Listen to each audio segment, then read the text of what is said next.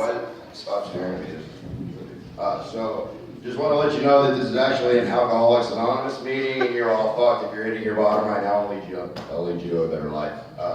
And this is the actual end result of being raised by a gay mother or a gay brother, and your mother, like 30 years of heroin addiction, lots of alcoholism, horrible relationships, and you can have all of this. Just so you want to know if there's a better life. This is it.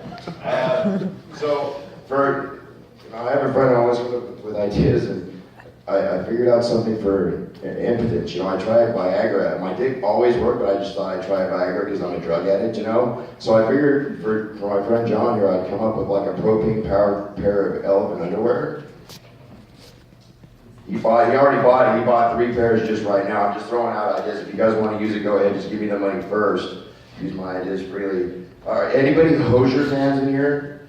Hozier, the singer? So, I resisted this guy just because of his fucking face. Women love this guy, and I was like, fuck that guy, because he's too beautiful. But the reality is that if he came to town and he said he wanted to do things with if he wanted to try to make a baby in me, there would be no choice in it.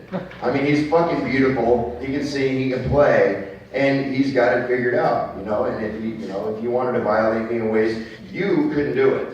You could not come up to me and say you wanted to try to make it, just to let you know. You'd have to leave some pretty at home first, please. But Hozier could do things to me, and I'm not gay, just so you know. So if you're not a Hozier fan, if you are now, then please tell him that I'm promoting him because I should get royalties. Because so the reason I quit drugs, it wasn't the fear of going to jail. It wasn't all of these things. It was the fear of becoming so institutionalized that I started looking at things. And the first thought I have is I could keister that.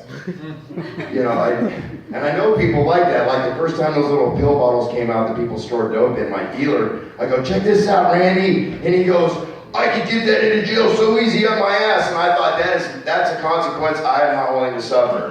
I'm willing to overdose. I'm willing to give everything away, fuck up a relationship. But if I'm thinking of shoving something up my ass so I can have it later, that's not the life I choose to live today. That was a consequence I decided that I was not willing, a fist maybe, but a fucking thing to take me to jail, I'm just saying that I'm not willing to make that consequence be a reality for me, maybe the mic. But anyway, shit, I came with nothing really prepared, so technically this is improv, this is all on the fly, so if you like what you hear, remember it because I won't. This is absolutely, I let it go, and I'm going to change my middle name to I can't believe that guy said that shit. And I just want to say that it's nice to not be the only black comedian in a place, usually it's all white people and I have to try to break that black-white barrier, and it's always awkward. Is it my time? All right, thanks for having me, guys.